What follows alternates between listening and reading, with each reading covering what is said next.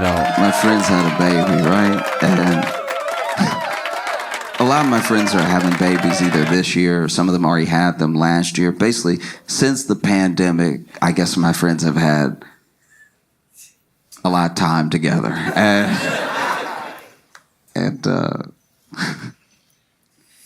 Okay. Basically, I met one of my friend's babies, and I could tell that I was the baby's, like, first black person. Like, I could tell. It was just so apparent. It was like, as soon as we looked at each other, he was like, he went through all of the emotions at one time. Like, because when they rolled him over and he looked at me, he was like, oh.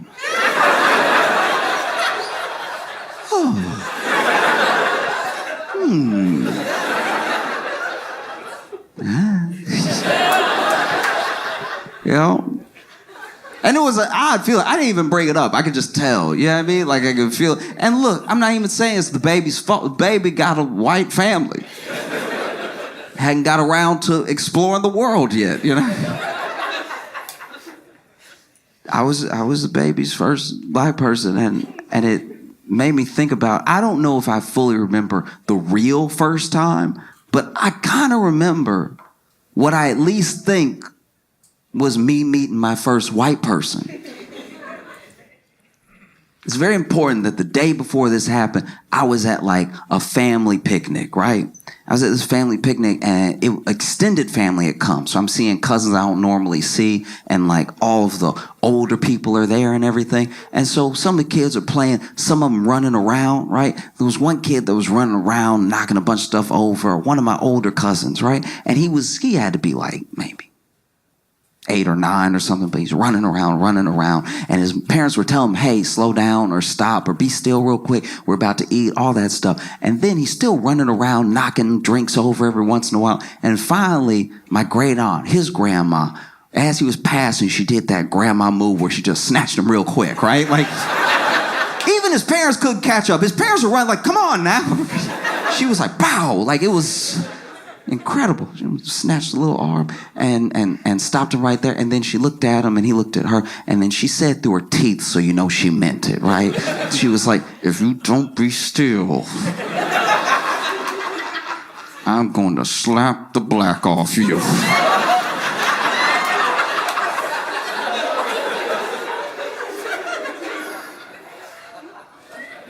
So the next day,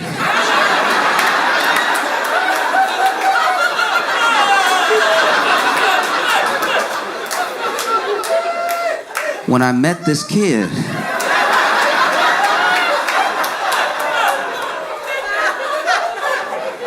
all I could think was, it can happen.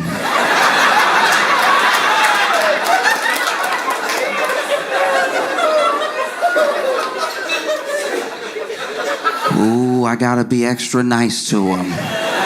Something clearly going on at home. I was watching documentary about like serial killers and like sociopaths and stuff, and how basically they do these profiles where they try to identify whatever these like specific things are with their personality that make them the way they are, right? A lot of the traits and a lot of the signs. And one of the things they were saying in the documentary is that one of the best things you can do for anyone that's suffering from these sort of things is to find it as early as possible. That way you can help them before they do harm, you know? But then they also said that it's difficult to identify some of these traits when people are kids, because a lot of the list of what like psychopaths and sociopaths do as kids is a list of things that kids already do. Not the full list, but like a considerable amount of it, you know? And one of the things in the list is long-term bedwetting, right? Like bedwetting at like 13, 14, whatever, right? And it triggered a memory for me. Because when I was little, I had to be like 12 or something. I got invited to a sleepover, which was a big deal for me. I'm an only child, you know. Getting invited to a sleepover as a kid is like going out to the club as an adult. You know what I mean? It's the same energy. It's like me and my boys ride tonight. And so we got over there and we're having a great time. We're watching movies, we're playing games, we're like in the yard playing football and stuff. But it wasn't until it was time to go to bed that I realized that there was a hierarchy here. Because the kid who invited us, that was hosting us, only had so much room in his room. So his closest friend stayed in his room with him. And the rest of us stayed in the living room, right? And his parents made these little bulgy, like blankets and stacks of quilts and stuff for us to sleep on and everything. And I know it shouldn't have been a big deal to me because we had been playing all day. But if you've ever been to a sleepover, you know that when you're supposed to be asleep is when the good stuff happens. That's when the real conversation is had. And that's when all the memories get made. And I'm out here in the living room with the losers. So I get ready to go to bed, right? And I was laying with this other kid because it was 2 to each for everything. And it's not really important to the story, but the kid's name was DeMarvin, right? And so we fall asleep and I wake up middle of the night. Don't even know why I woke up, you know? And I notice when I wake up that just like the side of my leg and the side of my elbow are wet. And so I look over and DeMarvin not there, but his whole spot is wet. And I sat up, and as I sat up, I looked up and DeMarvin was sitting across from me watching me sleep.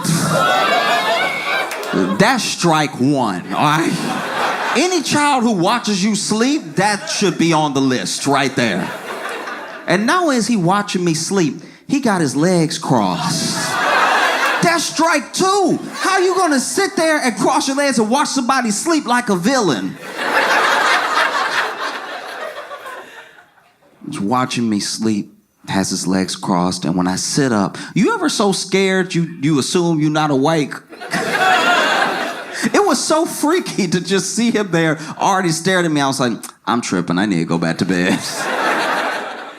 This kid looks at me, legs crossed, and goes, Joshua? That's strike 3. Full name? Full name. We're both kids. Full name? You're the devil. This kid looks at me and goes, Joshua, I've wet the bed.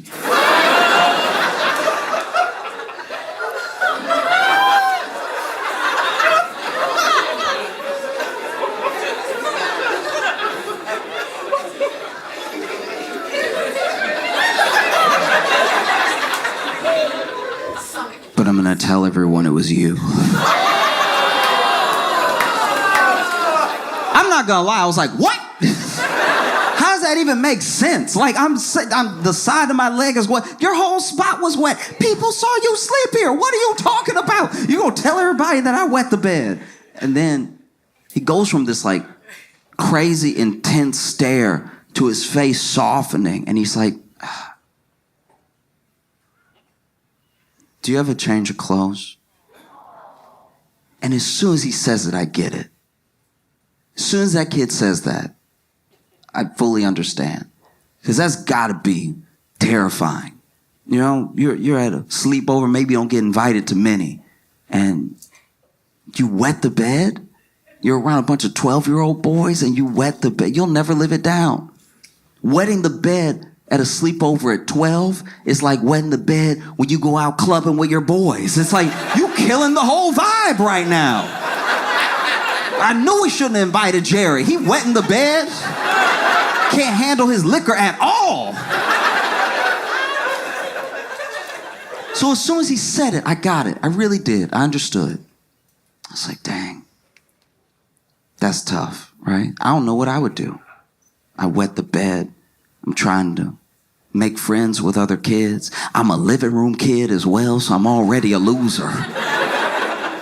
And then I wet the bed. I wouldn't live it down. And so I looked at him. I was like, man, I'm sorry. I'm so sorry. I only have the clothes that I have. I don't have any extra clothes. And then he goes, oh, Okay. And I don't know where he got it from, but as soon as he said okay, he grabbed a cup of water and he threw it on me, right?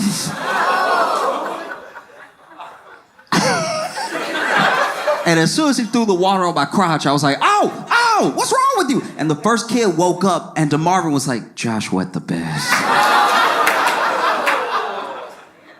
And this is my thing. It would have been so much simpler to wake up in the middle of the night, realize that you wet the bed, go to the kitchen, which I'm assuming he went to, grab a mug, which I'm assuming he did, fill it with water, which he must have had, and then just poured it on me while I was sleeping. That would have been so much easier. I wouldn't have known. I would have woken up and been like, damn, y'all, I'm sorry. I thought I was done with this. I'm killing the vibe right now.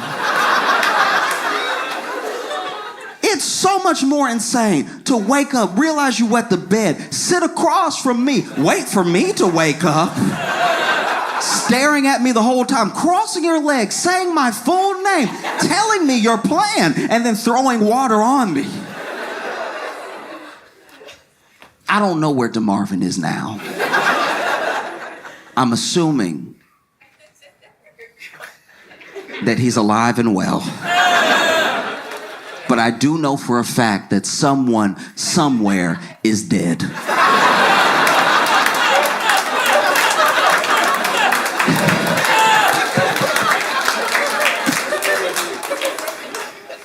My other friends had kids in like 2022, 2023 and stuff. So then their kids are like at that age where they're like over a year old. They're basically at that age where you keep still saying like months. You know what I'm talking about? Like, nobody can just say, like, 1.2. I don't know, it's just as accurate, you know what I mean? Don't make me do the math. Because anything past 12, I know 12 months is a year, right? I know 18 months, year and a half. Once you hit me with a 27 months, I'm like...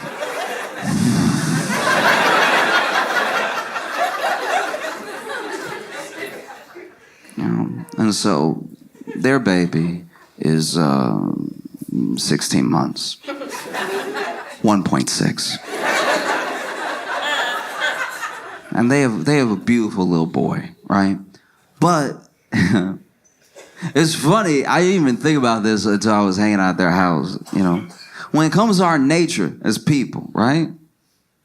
We have the id, we have the ego, we have the superego, right? The id is like your lowest form. It's the impulsive part of your brain that is repulsed by pain. It's excited by pleasure, seeks it at all costs, right? The superego is your judgment. It's sort of your higher self in a way. It's how you weigh and balance some of your actions. A lot of religions attribute it to like the God in us trying to tell us what's right and wrong morally.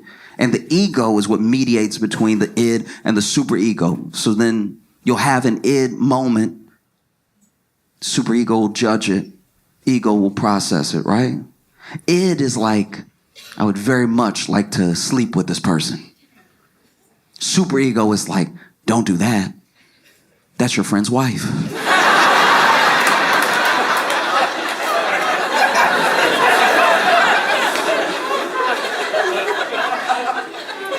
And then ego is like, but she's so hot. Didn't say this was all going to be a good person, right? But it's interesting being around babies because babies are all like cave person. They're all id. They're not weighing anything yet. It's just, I would like to do that. I'd like to not do that. They're not thinking about the bigger picture, right? There was one point where my friend sat her baby down in his little seat, right? And she laid her coffee on the counter, right? And then she had to go grab something else. And as soon as she laid the coffee down on the counter, the baby looked at the coffee. And you could tell, and I don't know why I do this, but I always give babies in my head, I always give them deep voices when they're thinking, right? Because I saw the baby look at the cup and was like, the coffee is in the cup. But what if it wasn't?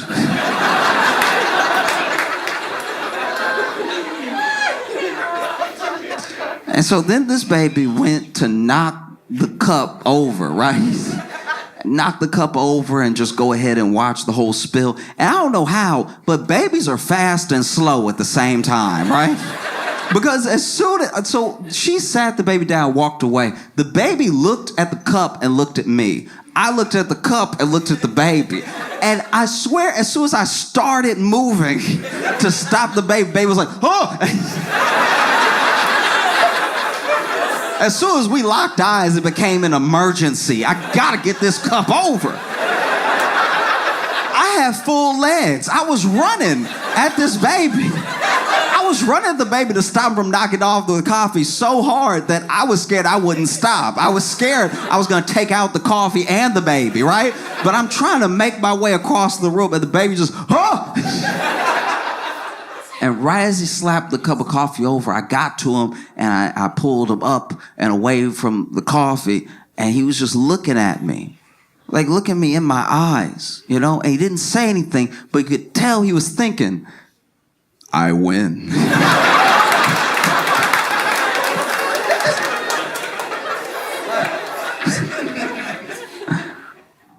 I don't know if y'all saw what's happening in LA.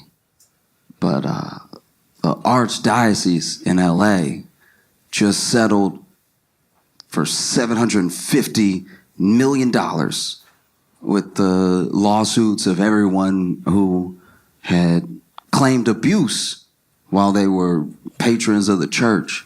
$750 million. I think $800 million when you count in some other stuff. That brings the Catholic Church's total payout to $1.5 billion. Anyone else would be closed.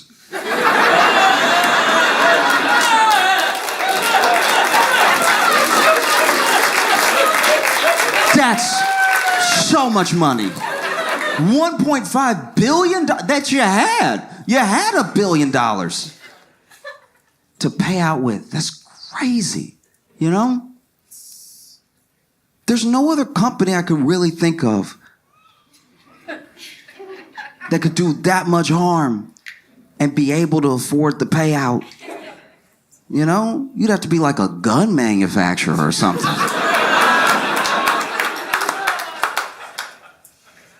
It's so jarring, you know? I think that's what really bothers me about it. It's like there's the payout. And anytime someone has to pay, even if it hurts a little to pay, if they had the money, it feels like less justice because they had it. You know, you gotta make them pay a number that they genuinely don't know. I don't know if we can do. Good, that's exactly how much I want. You know, $1.5 billion worth of damage that you also admit you did. You know? This isn't like hush money. This is a settlement where everybody knows what happened and everybody knows how you handled it. You know? That's so jarring. And it makes you, how can that not affect your faith? You know what I mean? You went to this place. This is supposed to be the safest place in the world. This is supposed to be the place where you like lay down every burden, not pick up extra. Do you know what I mean? I don't even know where you go from here. It's beyond PR. You can't be like, but we also donate a lot to... I don't know if I want you around anybody right now. That's my thing.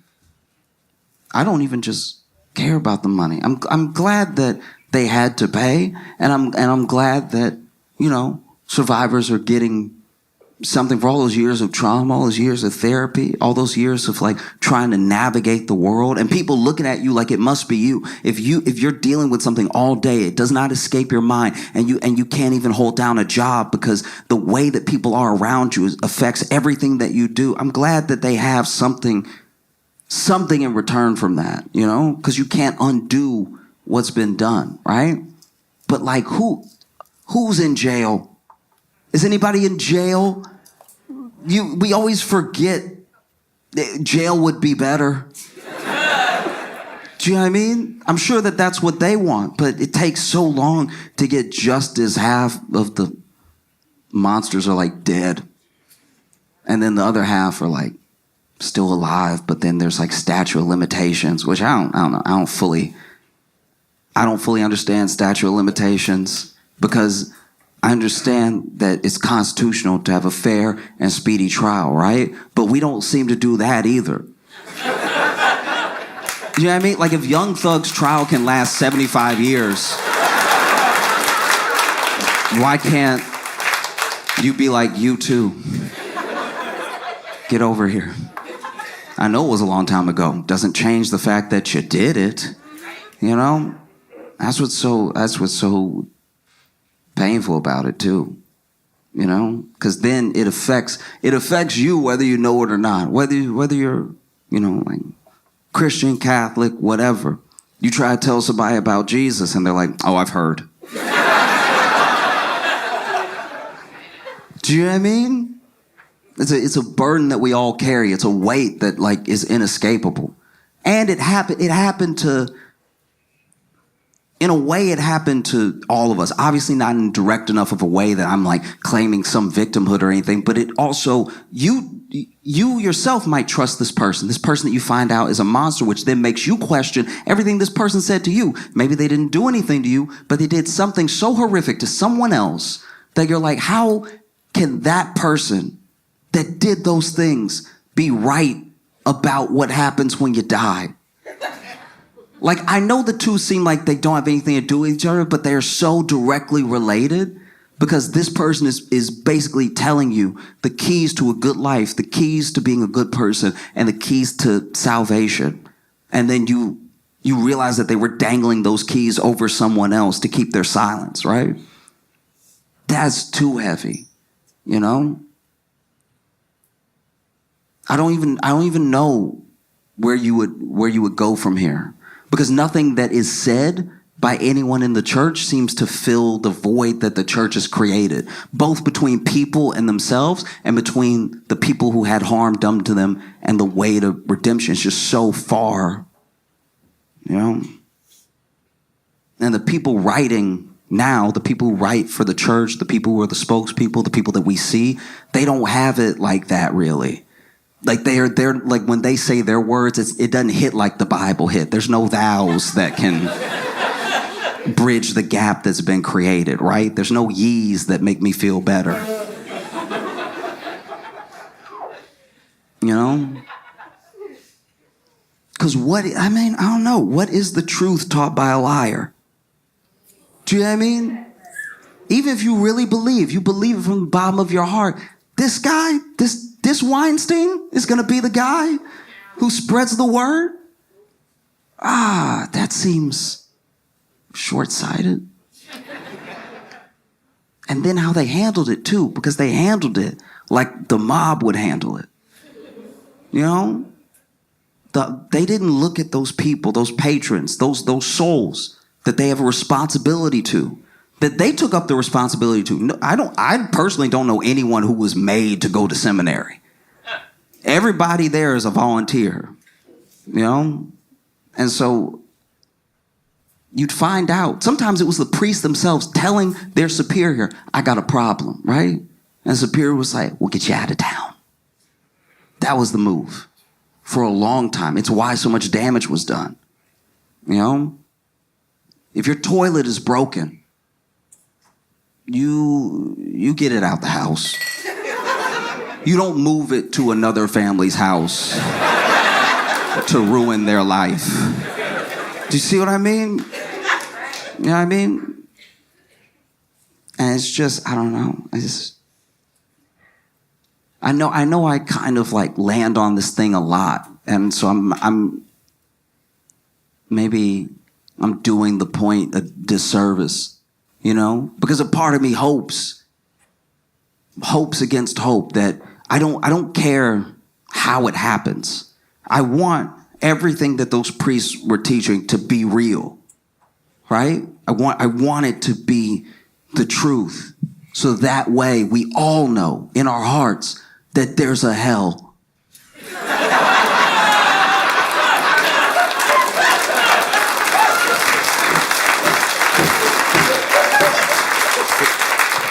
And I know that's like way more fire and brimstone. That's not like the uplifting message or anything, but I don't know. I just feel like it would be nice. It'd be nice to, finally get justice. 20 years too late, the person's passed away, and then you're like, nah, God got him.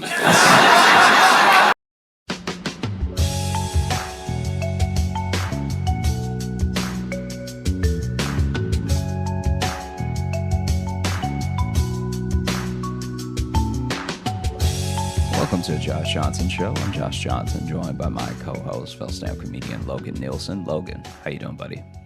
I'm doing well, man. How are you? I'm doing all right. Did I tell you about West Nyack?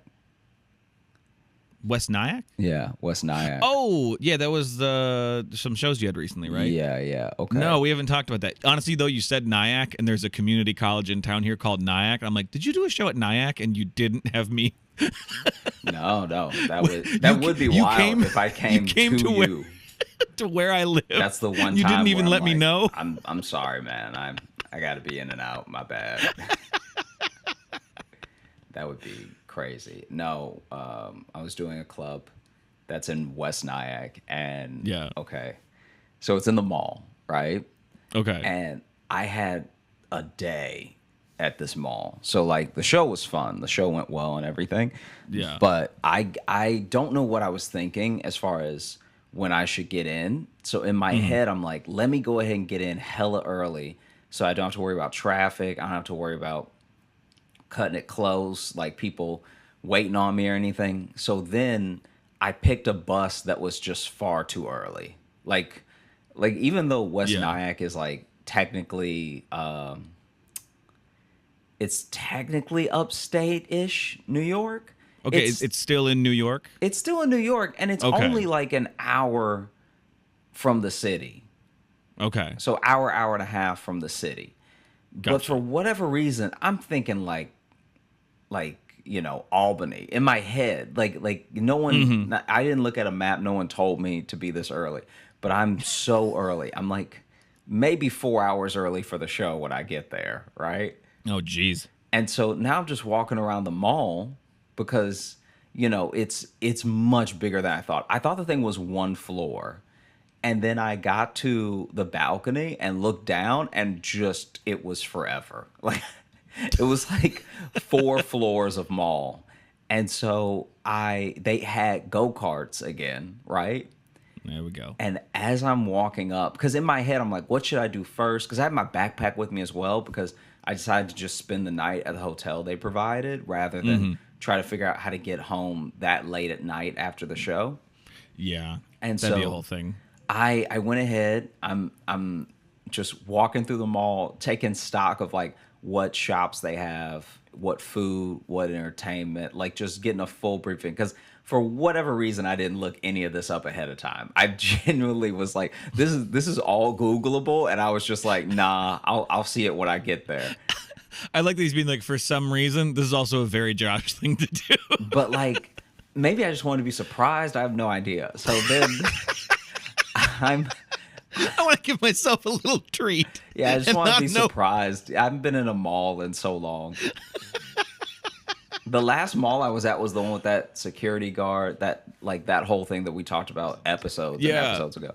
So that was last year. That was last summer when you were at Acme. Yeah, so I've not been in a mall in quite a while, and so I like malls. We've talked about this as well. I like malls. We did a whole episode on malls. Yeah. So this mall is really great.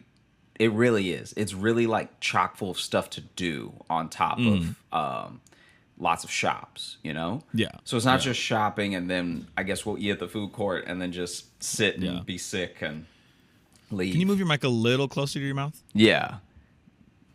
Yeah, is that better?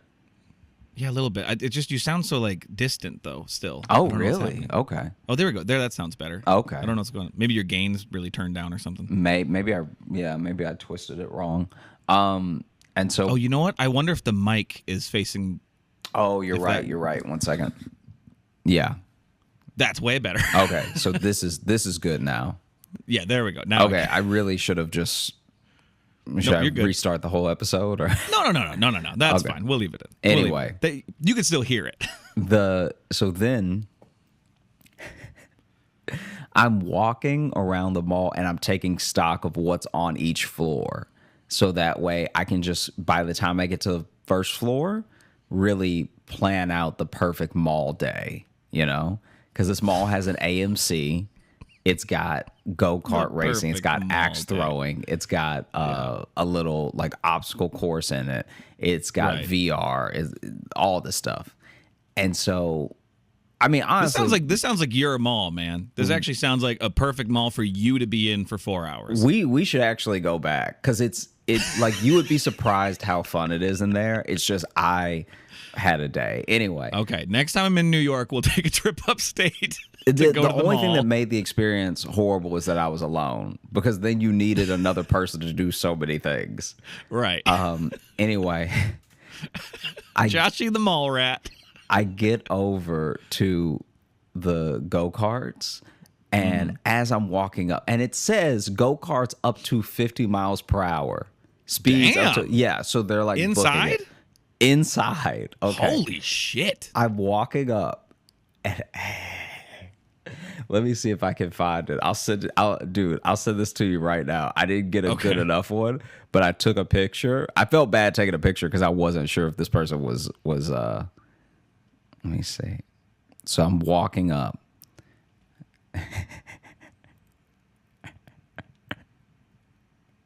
I'm walking up to the track, and you can hear them, like you can hear it whizzing. Like you can hear the, like they sound like outside, inside, okay? Here it comes. 1 second. Okay. Okay, so you'll have to zoom in here. But I took a picture. When I'm walking up to the go-karts, there is a loud, like when I say loud, I'm talking about like you hear a crack. There's a huge crash, okay? And someone was booking it, and then they just had almost too much grip, and then they turned into a wall and they crashed. When they crash, their helmet didn't just come off. It flew off their head and it bounced onto the track. So I thought a kid was dead. You thought that was a head? In my mind, like when you get hit by a car, we talked about this. When you get hit by a car, sometimes a shoe will fly off. Yeah. Oh, I've never seen someone crash and their helmet popped off. Like obviously that means the helmet just wasn't on right, but the fact that it popped off and bounced like Final Destination, I thought I was looking at a dead kid. Man, in this track, in this picture, like it looks like a pretty small indoor go-kart track for them to be going 50 miles an hour. Yeah, so then that's wild. It says how is speeds not everyone up to 50 miles per hour. So like, how is not everyone dead in here? So when you zoom in the picture, do you see the guy standing next to the go-kart? That kid, okay. So just to paint the picture for the audience, the kid drives into the wall, right? So he takes two sharp turns, drives into the wall. His helmet flies off and bounces, and immediately I think I was alone, and I'm very embarrassed about it. But immediately Josh starts mourning. I gasped, because in my head, when you see a helmet bounce on a racetrack, that's always death. You know what I mean? Because a helmet is like a wheel. Anytime you see a loose one on a track, you're like, whoever lost that needs that. Yeah, like if it was a movie, you'd like have right before the crash, then you'd cut to just the helmet rolling in slow motion down the road, and then you'd smash cut to a funeral. Yes. Like that's how you would do it in a movie. Yes. So then it's not a good image. So then I did a big gasp by myself. Next to what I hope wasn't his family, because there were some, I had walked up to the track at this point because you could just watch the track from the regular mall. Yeah, I mean, just from standing. So now I'm standing at the track and I'm like, and, and there's a woman that's like, oh my God. And then she's like covering up this little kid. So like in my head, I'm like, that's his family, you know? Oh, God. And so he crashes and he's doing this thing where his hands are on his head, but I can't tell if it's out of embarrassment or because he hit his head so hard that the helmet flew off. Okay, maybe he's like, I was wearing a helmet. I was wearing a helmet, right? Where did that? I swore I was wearing something. So then I'm just standing there for a little while. Like everyone's just standing there for a little while, and they stop all the cars. So all the cars are like, frozen on the track. Mm-hmm. And then the guy walks up, and the kid's like, he's talking to him, but the kid just keeps doing this, like rubbing and touching his head. And I'm like, did he hit his head? Is he still like that perplexed where the helmet went? Mm-hmm. And because the helmet's behind him. So basically he hit the wall, the helmet flies off his head, bounces off the wall and flies over his head behind him. Okay. But I think maybe he just blinked or something and it all happened so fast. He was just like, so this is death. Because you don't need a helmet in heaven, you know?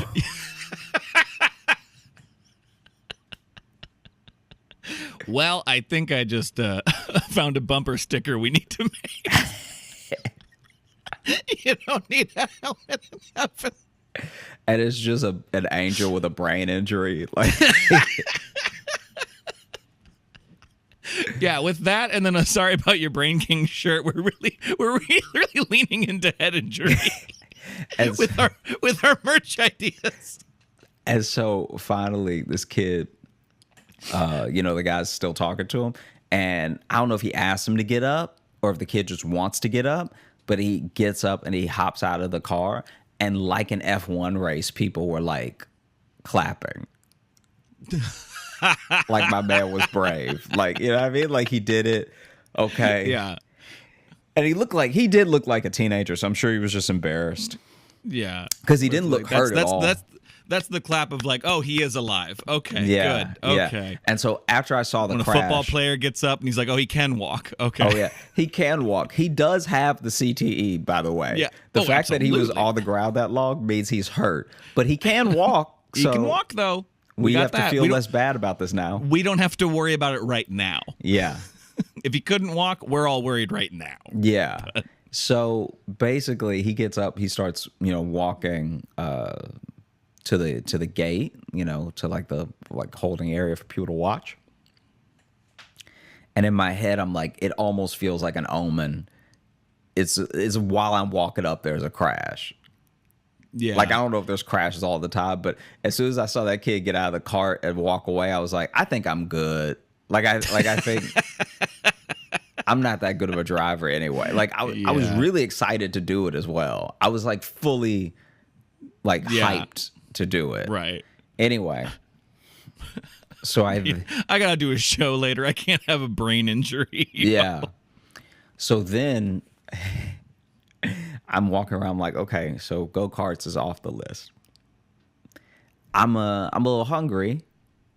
I'm thinking this Joe's Crab Shack is going to be a great place to have lunch, Mm-hmm. And so I go on the hunt for the Joe's Crab Shack because on the mall's map, it says that it's back up where I was near the Target. Okay. And so on the 4th floor, so I got to go all the way back up. The 4th floor? This is a big-ass mall. It's a huge mall. It's That's so like big. That's like a Mall of America, level mall, if it's got 4 floors. Yeah, it's just not as long as big, Mall of America. But it is, right. Floor-wise, it's wild. Damn. So then I'm looking for the Joe's Crab Shack forever. I finally just give up because I just don't see it. And I'm like, well, there's this place called Red Crab. So I guess I'll just go in there. And that sounds like the broke version of a seafood place. And Don't do red crab. I sit down. I'm like dejected because I'm like, man, I want Joe's Crab Shack. Mm-hmm. And then a table. Give me red lobster. Just give me red crab. Yeah. And so then across from me, there was a family eating, and I'm sitting there for quite a while. And as I'm like ordering and everything, the family is just like, didn't this used to be Joe's Crab Shack? And the other one was like, yeah. And I was sitting there like, why didn't I realize immediately? Oh, yeah, this is probably just Joe's Crab Shack was out of business. And somebody was like, I have an idea. Crabs are red. Mm-hmm. Listen, I bought this restaurant space and they left all these crabs. They left a bunch of crabs, a few mussels, and some scallops. And everything's got a reddish hue to it, so we'll just do that. I feel like this is how you start a business, with the old seafood of the last place. Yeah. A couple customers just going to have to get a little sick to get the word out that we're here. Yeah, because they'll talk about it. Yeah. So then after that, I go to the arcade, and this is actually where it gets like very sad. So there's a Dave and Buster's in this mall. There's another arcade, I think, with another name that's like brandish, but I don't remember what it is. And then there was just Jesters.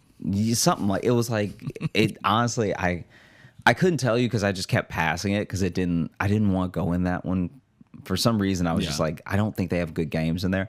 And then I walk into the arcade that's near the comedy club, and almost everything needs two people.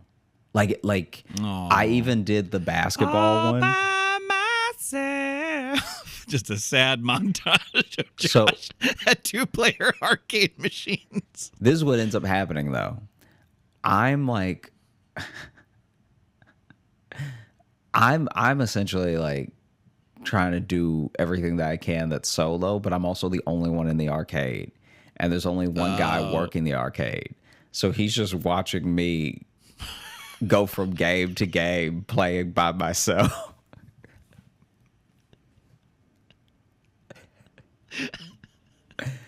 like I'm I walk in and I'm like, "Hey man, so how does it work? Like, do I pay you or what?" And he's like, first go make some friends. yeah. First come back with people.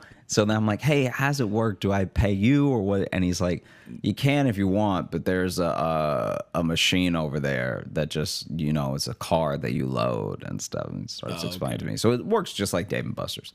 Yeah. Anyway, I'm like, I'm playing the basketball one where the rim just keeps like going forward and backwards. And I get in one. Like in the entire round, I get in one basket because like my aim just every time was off because I was trying to guess where the rim would go. And then every time I try to play again, it says waiting for more players, and it makes me wait for 30 seconds. Just to remind me that I'm by myself. Yeah. Yeah. Surely no one would play this alone. Yeah. Let your friends tag in. Yeah. That's why there's another basketball goal right next to this one, because it's supposed to be a competitive game. And then I did the punch. They had the punch one where you test the strength of your punch. What? That is the game. I wasn't laughing at your description. That is seeing just someone do that by themselves with no one around them. Yeah. It's just I probably like, look slow. Like here's a lonely, angry man who wanted to just punch something. it would be funny if that dude was filming me and he's just like incels day out. It's just me at the arcade. Just punching the knockout machine. I just wanted to say 999 so bad. And even though I'm getting angrier, I can't seem to punch harder. Ooh. It's going to be hard not to title this one Incel Stay Out.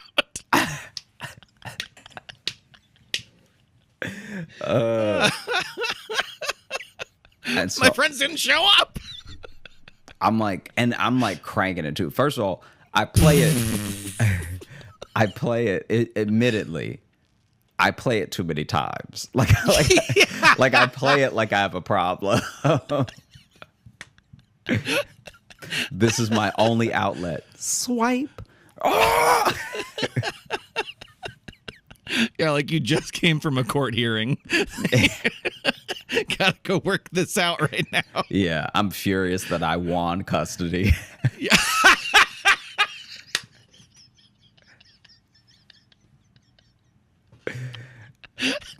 Yeah, like the kids in the car. Kids in the car. Bump. How do I keep still getting like halfway? I'm so mad. I should be knocking this thing through the roof. So, Oh man. I play it way too many times. And then there's air hockey, and I had a moment of silence for how I would have dusted your ass if you had been there.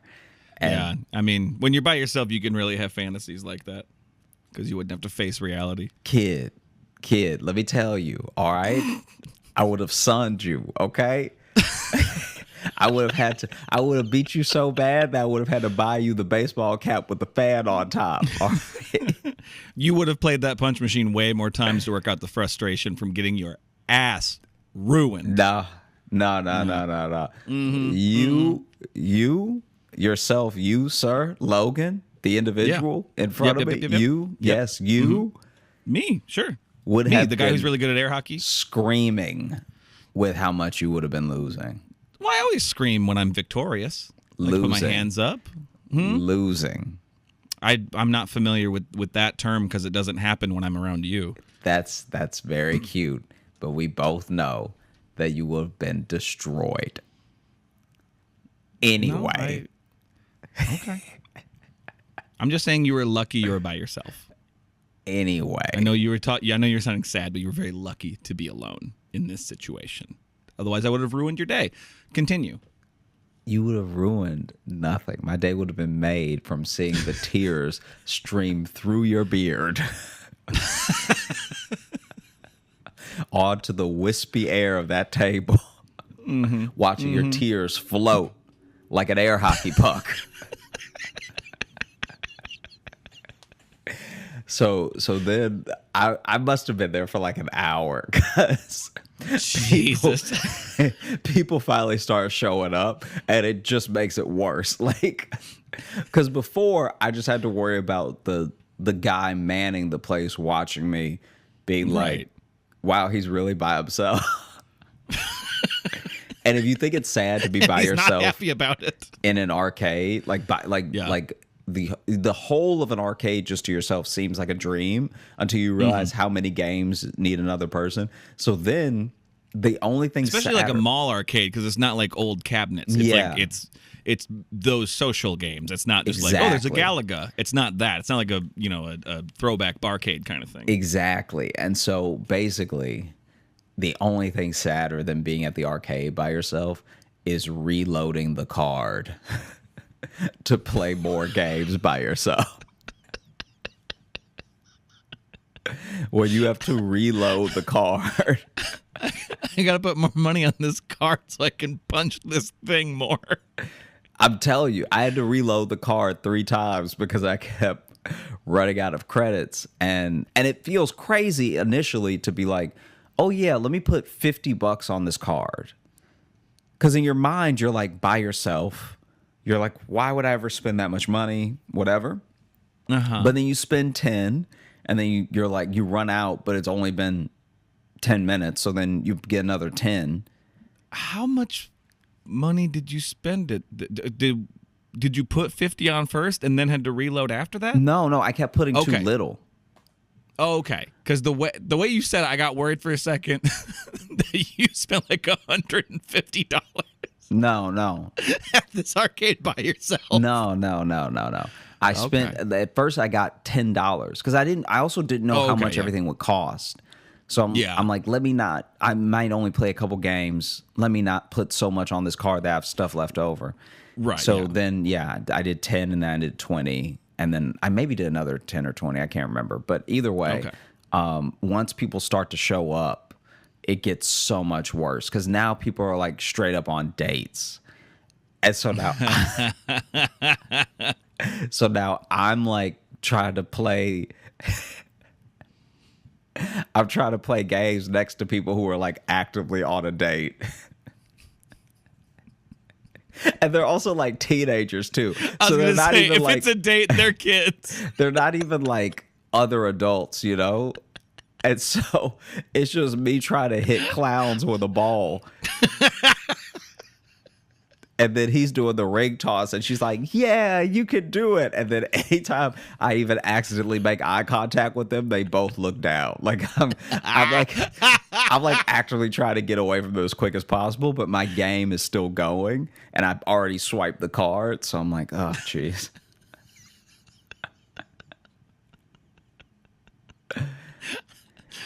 And it's also not a big arcade. This arcade is like 2 rooms. So then there's like so everyone sees you at all times. Yeah, everyone sees you the whole time. And so then I got on this motorcycle one where they don't explain the game at all. So I'm on the motorcycle and they have the throttle, but they didn't what's the thing that you grip that's like, so you have both handles, one has a throttle, and then there's a little thing that you clutch. Is it the clutch? There's like the brake one. The brake, okay, yeah. One of the other, there's usually like a little clutch, like switch or whatever, but it's not like the handlebar. I think I don't know motorcycles that well. Don't leave a comment. I don't care. I played the entire thing without using the brakes once, so I kept crashing because I didn't. I would throttle less, but that's not the same as braking. So then I was just crashing horribly, and I'm swinging because it was one of the ones you can lean with.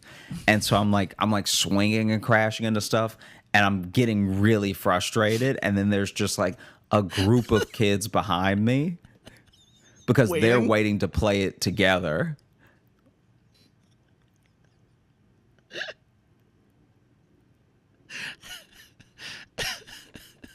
It's like it was horrible. It like you get off and go to the punch game again. Ah! Honestly, it was like, so then I did play the punch game after that because I was like, at least this one you're supposed to like do alone and like no one can judge you and stuff. No, that second part's not true. That second part's not true of that game. And so then I played that one a few too many extra times with witnesses there. And Jesus, John. And then it was actually kind of funny because when I started playing this other game, remember when we went to the arcade? This would have been years ago, I guess. But there was that drop game where you drop the balls into the cups and you try to get all 50 balls into the 50 cups as they rotate. I don't know if I remember that game. Do you remember this? It's like you hit a button and the ball drops per time you hit the button. Oh, that's right. Yeah. Okay. So I'm playing that one. From that one, you can kind of still see the punching bag game. And this kid, I felt better about my experience playing it because even if I seem like a crazy person, this kid fully missed. I don't even know how he missed. But he reared back to swing, and like in one of those viral videos, he just fully misses. Nice. And then hits it with his head, so it barely goes up. Like it he got like a 7. Yeah. And I was like, okay, I'm not the only one who's awkward here. That's nice. You know? I mean, he's got the excuse of being a teenager, but whatever. I know. And you at least look younger than you are too. Like, because if I was there, I think it'd be worse actually. Because I look like a man in his mid-30s. So.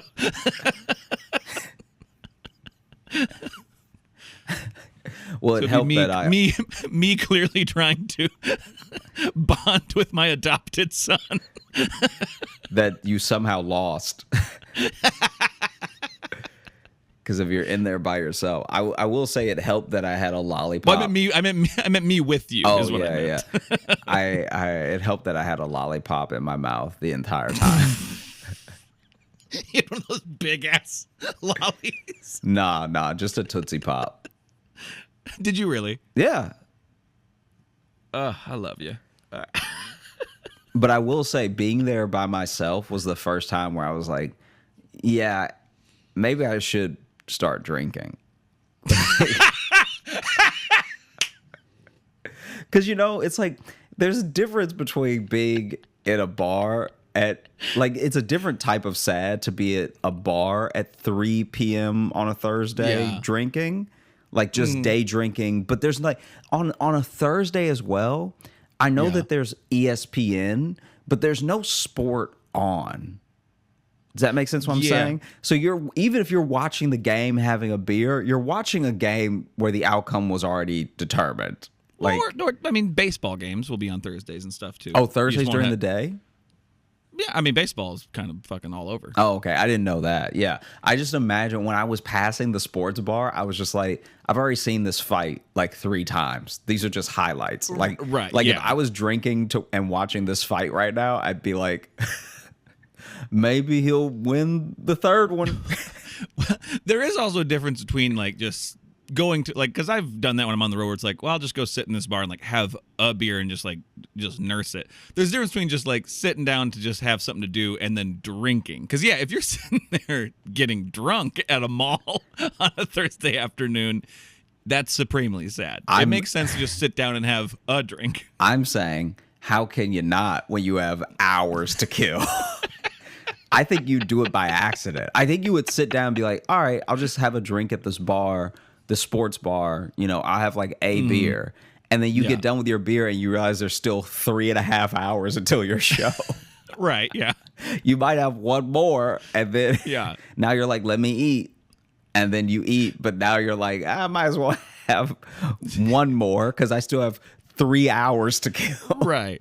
And this is why I tend to just hang out like in the hotel room, just so I don't have to worry about any social contracts of any kind. And so basically, by the time I wrap up, I feel like I've effectively alienated everyone in this arcade. Like, they weren't trying to be my friend, but I think I've like sufficiently made everyone uncomfortable because I did. Okay, so with the 50 balls game, I did get 48. Nice. And my yes at the end was a little too loud.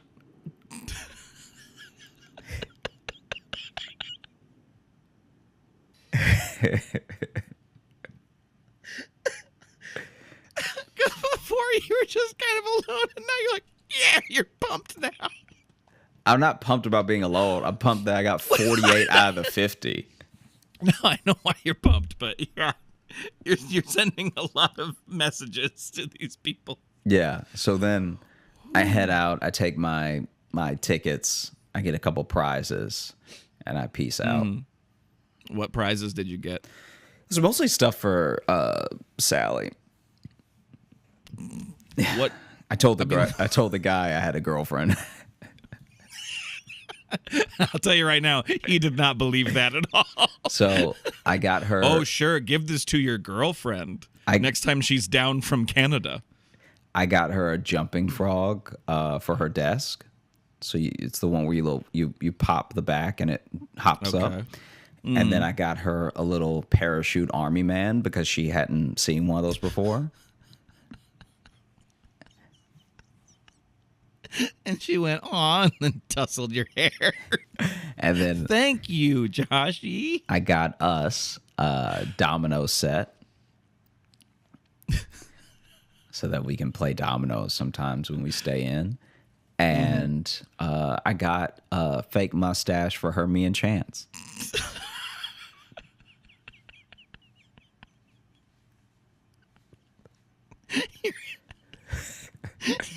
What? You're a huge fucking dork. Me? What? What? What are you saying right now? You heard me. You heard me. What are you talking about? That's super cool.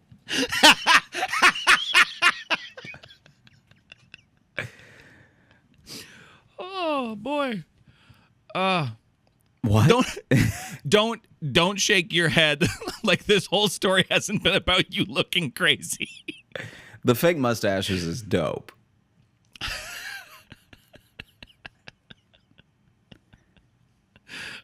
You're telling me that you don't wonder what you, Jess, and Maddie having fake mustaches would look like. Well, I have a real mustache, so that's never really been a... Yay for you. You didn't answer my question. If you, Jess, that would and Maddie all had fake mustaches. If we all had fake mustaches, would be very fun. I would not... I would not have the cost of that being an hour and a half alone in an arcade. It wasn't surrounded by judgmental teens. It wasn't the cost because I didn't even know the mustaches existed until it was time to turn my tickets in.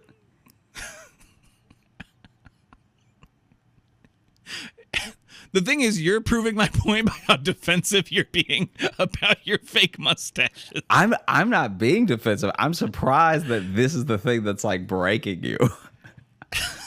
No. This was a journey. Okay, there was an arc leading to this breaking. Okay, if you would have just said, "I went to an arcade and I won some little things," okay, yeah, because you use the credits, you use the token. That's fine. I do that too. But it was the leading up to it, and then to still be like, "I'm gonna go get a bunch of toys." I have a girlfriend. This is for my girlfriend. Yeah. Yeah, let the people know. It just sounds like someone slowly making it up. Like, no, I'll get mustache. I'll get 3 because we have a dog too. We live together. Everything's great. They're real, and he's like, Yeah. Yeah. Why don't you go punch the thing one more time? This one's on me. Go ahead, buddy.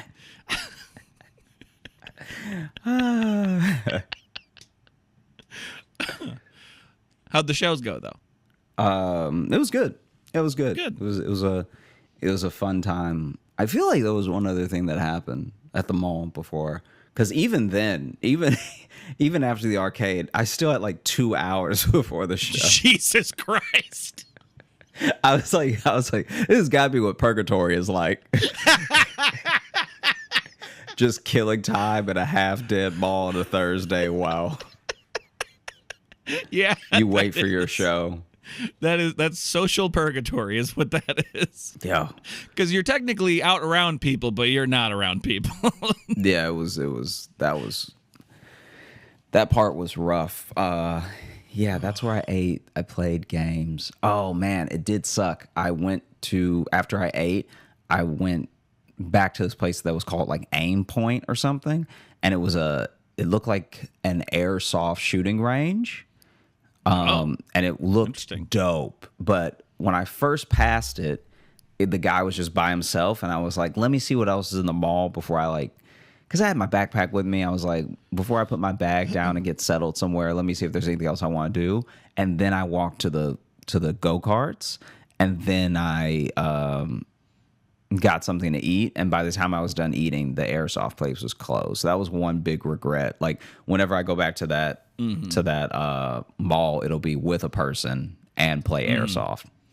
Yeah, because the airsoft by yourself would have been the saddest. After spending that time in the arcade by myself, now I need to really go just shoot a gun for a while. Yeah, you ever can't get it all out in punches? You ever want to hold the replica of a weapon of war? Yeah. Just really think about something, Oh man. Yeah. That's Do you ever whisper names when you're looking at the target? Jesus, with each pull of the trigger.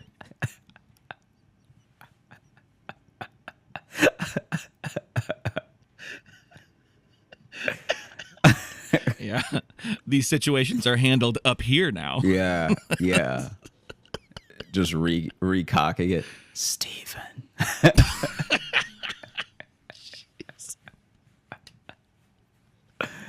Oh man. Oh, that's great. Yeah. And well, you said there was a VR place. Did you go to that? Because that's your Oh thing. yeah, I got very sick. Oh, really? Yeah, because it wasn't a good VR. Like it didn't look good as far as the graphics. And you need this is the problem with a lot of VR now that tries to do an immersive experience is that they will then. What's the best way to describe this?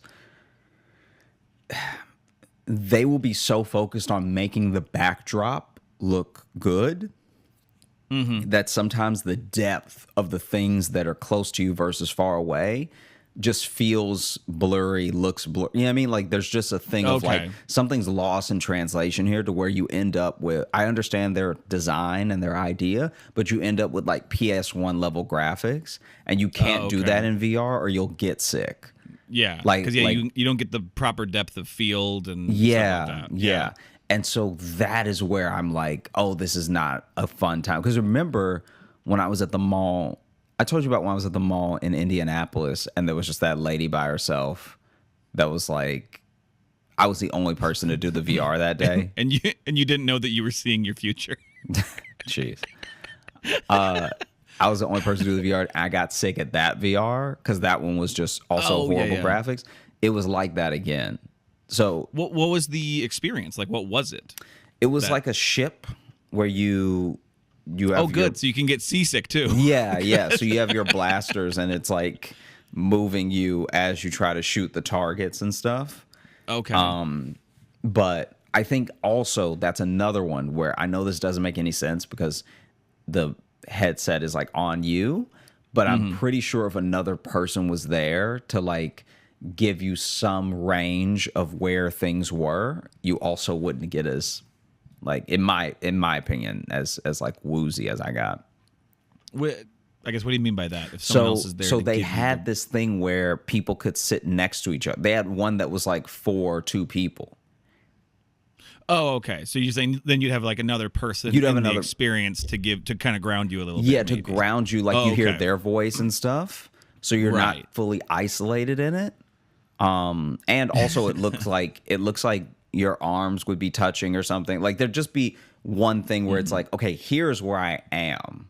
What you're saying is it'd be nice to have human contact, is what you're saying. Sure. Kind of what you're saying is just human contact and human intimacy would solve a lot of the issues at this mall. Yep. Yep.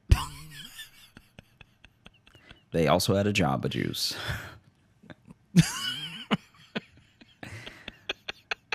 I didn't go to it because I was feeling very ill, but I love me a Jamba Juice. Well,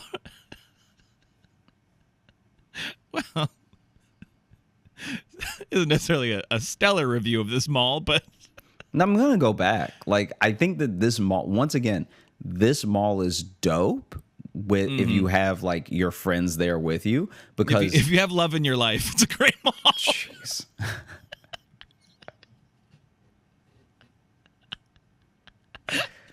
All I'm saying is that like each experience was made for more than like even the go-karts in retrospect would have been me trying to beat a bunch of 7-year-olds on the track. Like really trying to bully them with my go-kart. Like push their carts out of the way and stuff. Which there's some kids you're never gonna catch up with because they're too light. Right. So then, you know, if they're going 50 miles per hour, but they're only, 80 pounds, I'm never catching up. That, like, also, I'm just still kind of, like, in an indoor track, go-karts going 50 miles an hour, and then having little kids do it. I'm like, that is just giving a child a car. Yeah. Yeah. Which like, legally you can't do. I mean, the fact that they said up to 50 miles per hour, I didn't believe it until I saw that kid's helmet fly off. Well, even in that picture you sent too. Can you see the helmet in the picture? Do you see the? I can't see the helmet, I don't think, but I just noticed like there's the sign at the bottom there, and it says wait time whatever, but it also has pro karting ages 13 plus. So it's like, do you have to be 13 to get on like the 50 miles an hour carts, or I guess so. and there's another one underneath it. That I says didn't 8 to ask 12. anyone anything because I was like, because you had witnessed a death. yeah. So okay, real quick. Yeah. In the picture, if you zoom in above where it says emergency exit only, and you see that cluster in front of the wall, that's his helmet. Oh, right above that sign. Yeah. Oh, okay. Doesn't look like a good helmet either.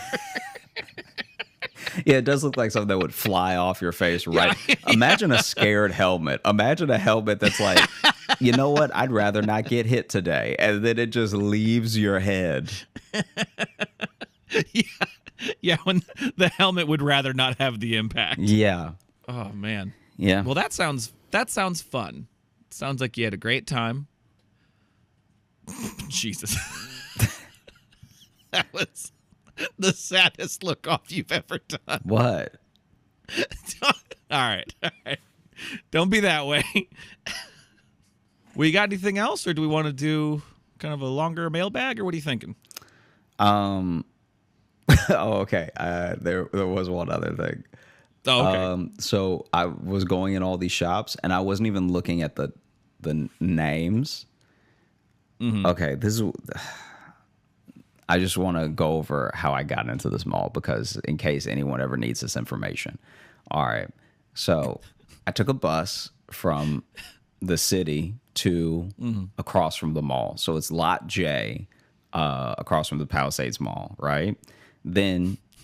Wow, this is specific. I didn't think you're gonna. No. But this is what's crazy. Just hear me out. This is what's insane. Okay. Where right. You may even just side with them. Knowing you're not going to take my side, but this was crazy. And when I talked about it at the show, it got like an applause break because everyone was so annoyed by this. Okay, so you get off at Lot J, and then you walk across. Kind of. It's not a highway, but you walk across the road when you get the chance because there's no light and there's nothing to stop a car from running you right over. But across from that lot. Wow, I love that you're risking your life to go to this mall. Well, the show is in the mall. I have to do the show. Oh, that's true. That's true. The show is in the mall. Yeah. Oh. So anyway, I cross the highway street and I walk into the Home Depot. And I'm in the Home Depot trying to get to the rest of the mall for quite a while. I look like I should be building something with all the because I finally just start walking down every aisle because I'm like it has to be one of them, right? And I'm like, if you're looking around that much, you're surely going to purchase something. And I got my hands on my hips like a dad with a project. Like I'm so lost in how to get to the mall. And so finally, this guy stops me, and he's like, "Hey, are you all right? Can I help you find something?" And I wasn't trying to be dramatic. Like I wasn't. Are you all right? I wasn't like trying to be rude or anything. But I was like, "Oh, I don't want anything from this place. I just want to get to the mall." Did you say it that way? Yeah. I was just. I don't want anything from this place. Is such a great sentence to say to someone at a store. But I feel like everyone who's ever gone to a Spencer's Gifts could say that. Oh, I don't want anything from this place. It's just a show, kind of. I tell him that I'm just trying to get to the mall. He's like, oh, and like you can see on his face that this happens like 50 times a day. So then he's like, you actually have to walk out and then walk like a few doors across. Oh, so it doesn't have an entryway to the mall in the Home Depot. The Home Depot, it's just a part of the mall. The Home Depot is somehow connected to the mall without. They just didn't find it necessary to share a single wall with the mall that they're connected to. Yeah, no, I've had that where I've been in like a J.C. Penney because I thought it was an entrance, and I'm just like, well, I don't want to be in this J.C. Penney. Yeah, I was trying to get to the. I parked here because I thought this was the north entrance to the mall. And yes, exactly. Anyway, so then he's like, you have to leave. You have to walk out and around and everything. I was like, you have to leave. God, okay. And so then I walk out, of the Home Depot. I walk down a few doors, and when I walk in, it's still Home Depot. Like it's he's actually he can actually still see me from where I've re-entered. And he's like, keep going.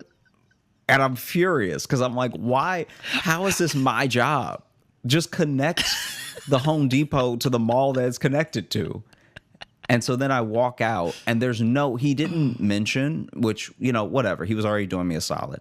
But he did not mention that there's no like sidewalk or pathway to walk around and into the Target parking lot to enter the Target to enter the mall. So then I'm basically in the street. I'm like in the road, walking around the Home Depot gravel. And then a car comes, so I just jump into the Target rocks. And now I'm walking up the Target rocks to get to the parking lot to get into the Target.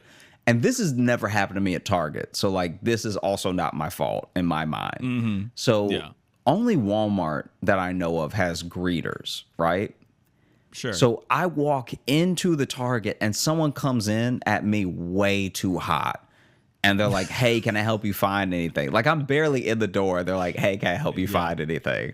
And I'm like, I don't want anything from this place. I just want to get to the mall.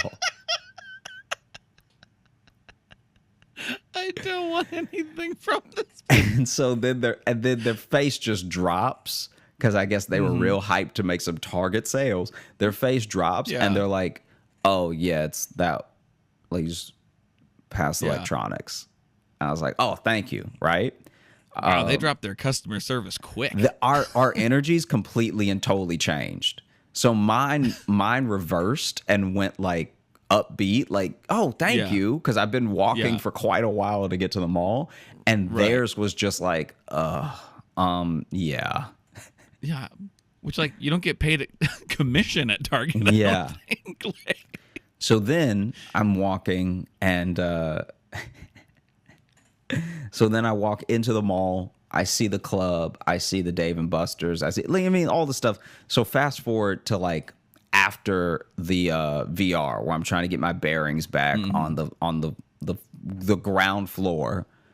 I'm just like, this is the ground. You're right side up. It's gonna be all right, right? And I'm doing this thing where I'm just walking into each store. Yeah, I'm just walking into each store to be like, let me hit every store, Maybe there'll be something. And tell them I don't want anything from this place. Well, then I because I'm walking in and out of each store, door to door, I'm not actually looking at what I'm walking into. So like there was this one that was like it was called Alternative, and it's like a Native American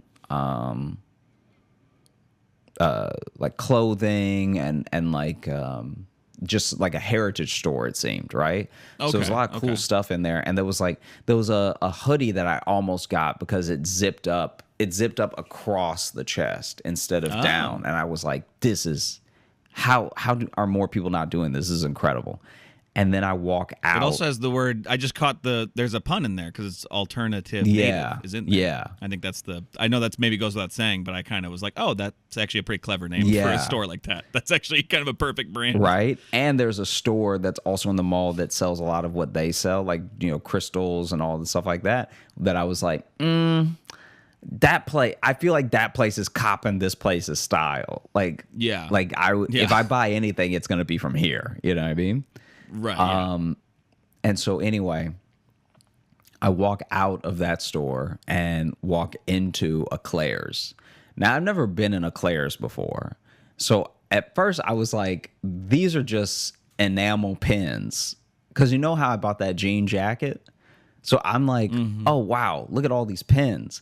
Then I realized they're like rings, like they're like belly button rings and stuff like that. I was like, oh, okay, yeah, I should get out of here. That's where little girls get their ear pierced. Yeah, so I was like, and as I'm turning around to walk out, there's a woman that's like, can I help you? And she's all chipper, and I'm like dejected by now. I'm just like, I don't want anything from this place.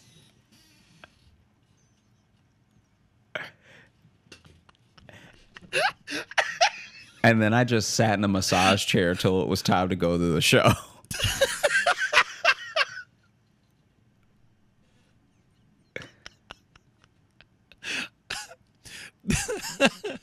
This is like a great story of a day where really nothing happened. Yeah. but a lot happened internally. Yeah. Yeah. You did find a little corner of purgatory for yourself. Yeah. Like the whole thing. Man. Oh, I don't want anything from this place. That's fantastic. Oh, well, should we open up the mailbag? Yeah, let's do it. Okay, let's go ahead. I'm going to read some Apple reviews that we have there. Here's some 5-star reviews from Apple Podcasts.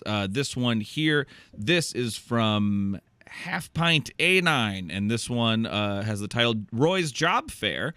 5-star review. I never heard Josh Jonhson until I heard him on Roy Wood Jr.'s Job Fair episode Extra Cold, when he told the story about his uncle pulling up to... You've told me this story. Pulling up to Church's Chicken with his own chicken to be dropped in the grease. That is a great story. I couldn't stop laughing. I had to Google this guy to find who he was. Let me admit, his voice doesn't match his face. How does that make you feel? I've heard it before. Him and Logan are the perfect duo. Also, Logan's timing is always dead on. This podcast made my life perfect, even though the pandemic. And I'm also a Hot Grape Patreon tier person. So thank you. Thanks for Thank you so much. To go from being like I've never heard of this person, and then now you're a part of the Patreon. Thank you so much. Yeah, that's very kind. That's Hot fantastic. Grape especially. Yeah. There's many tiers, so go check out Patreon if you haven't yet. This one is from Fredo Coy, and this one is titled "Come to PDX." Love the podcast. Y'all should come do comedy in Portland. It would be amazing to see y'all live. That'd be really fun. We'd love to come to Portland. Would be awesome. But we do have, I believe, when this comes out next week, we're going to be in Phoenix together. Yeah. So get those Phoenix Right? tickets. They're going to be in the show notes. It's the 15th and 16th of September is when we're there.